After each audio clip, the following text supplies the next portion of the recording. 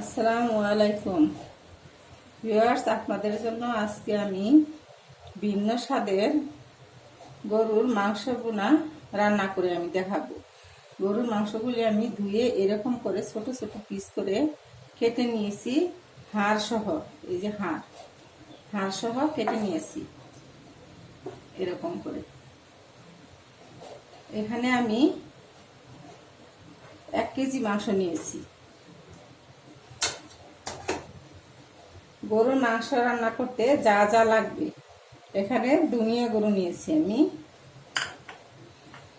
মরিচের গুঁড়ো নিয়েছি, হলুদের গুঁড়ো, আর এখানে লবঙ্গ, ছোট এলাচ আর জিরা একসাথে গুঁড়ো করে নিয়েছি। আর ছোট ছোট 4টি তেজপাতা, 4টি দারচিনি আর 3 পিস ছোট এলাচ নিয়েছি। আর আজকে আমি রসুন বেটে দিব না, রসুন আমি আস্ত রসুন দিয়ে রান্না করব।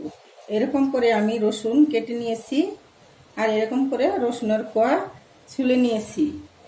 আর এটি হয়েছে এই যে বড় এলাচ, আমি বেটে নিয়েছি বড় এলাচ। এটা আদা বাটা, পেঁয়াজ আমি কুচি করে এরকম করে কেটে নিয়েছি, আর কাঁচামরিচ কটি। এভাবে আস্ত রসুন দিয়ে যদি আপনারা মাংসটা রান্না করেন, আপনারা বাসায় ট্রাই করে দেখবেন যে কত মজা হয়। সেটা স্বাদটা ভিন্ন রকম একটা স্বাদ আসবে। আপনার বাটা রসুনের স্বাদের মাংসর সাথে আপনি মিলাতেই পারবেন না যে সেটা কিরকম ধরনের স্বাদ হয়। অনেক। এখন আমি চুলায় কড়াই দিয়ে দিচ্ছি। কড়াইয়ের মধ্যে আমি পরিমাণ মতো তেল দিয়ে দিচ্ছি। 5-6 টেবিল চামচ তেল দিয়ে দিলাম। এখন আমি ছোট এলাচ দিয়ে দিচ্ছি, তেজপাতা, দারচিনি দিয়ে দিচ্ছি, দিয়ে একটু নেড়ে দিব। তারপর পেঁয়াজ দিয়ে দিব।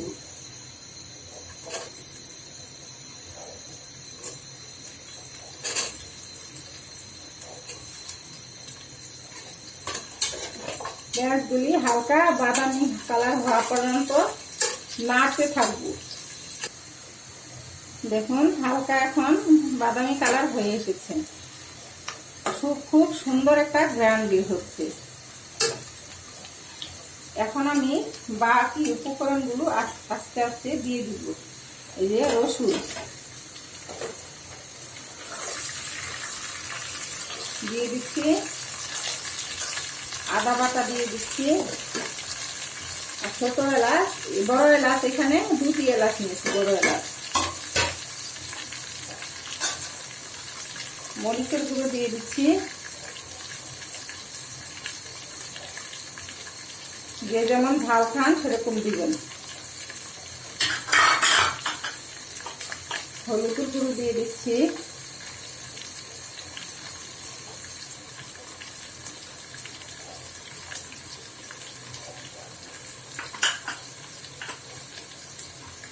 ধনিয়ার গুঁড়ো দিয়ে দিচ্ছি,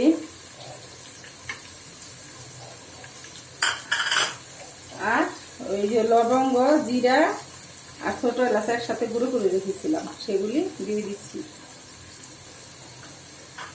আর স্বাদ মতো লবণ।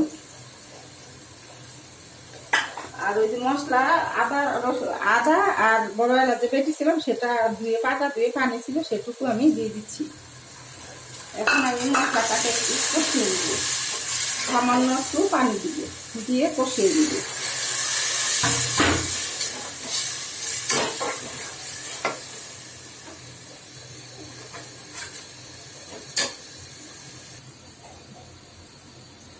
দেখুন ঢাকনা দিয়ে আমি 2 মিনিট কষিয়ে নিয়েছি। এখন আমি মাংস ঢেলে দিব, গরুর মাংস। এখন আমি এই মশলাগুলোর সাথে ভালো করে মিশিয়ে দিব।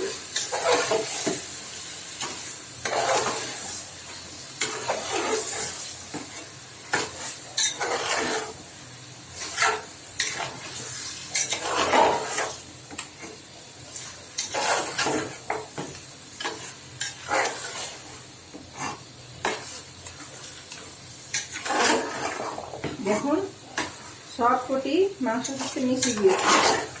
মশলাগুলি খুব ভালো করে মেশাতে হবে। এখন আমি পানি দিয়ে দিব।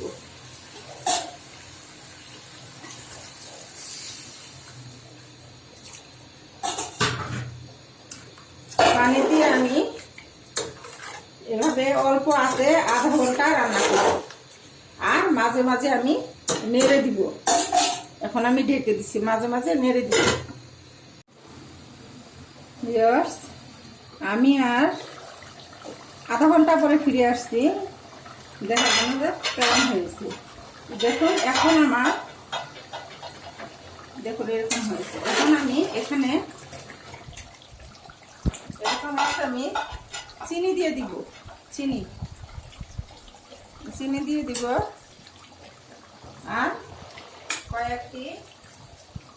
কয়েকটি কাঁচামরিচ দিয়ে দিচ্ছি।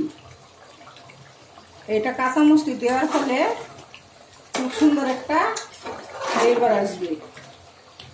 এভাবে আমি আরো 10 মিনিট রান্না করব। এখন আমি ঢেকে দিচ্ছি।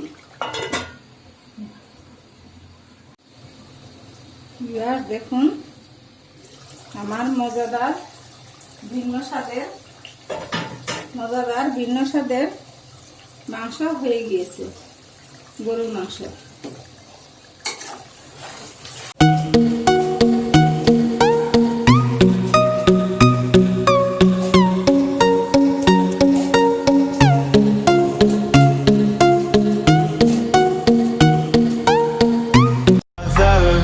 Caught in the crossfire.